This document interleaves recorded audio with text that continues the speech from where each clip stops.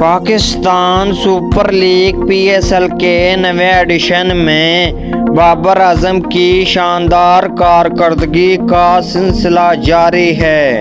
P S L کے رواں season میں پشاور زلمی کے کپتان بابر اعظم نے 8 اننگ میں 154.57 کے اسٹرائک ریٹ کے ساتھ 447 رنز بنائے ہیں، جس میں 1 سنچری اور 4 نصف سنچریاں شامل ہیں۔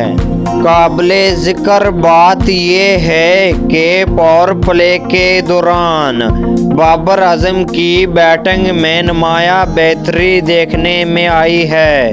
اسی دوران ان کے اسٹرائک ریٹ میں خاص طور پر اضافہ ہوا ہے۔ پاور پلے کے دوران بابر اعظم نے محض 1 مرتبہ وکٹ گنوائی، جو رن آؤٹ کی صورت میں اسلام آباد یونائیٹڈ نے گزشتہ میچ میں حاصل کی تھی۔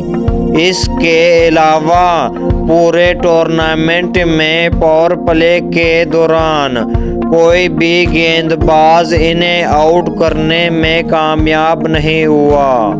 کوئٹہ گلیڈیٹر کے خلاف میچ میں بھی بابر اعظم نے 176 کے متاثر کن اسٹرائک ریٹ کے ساتھ 53 رنز کی اننگ کھیلی تھی۔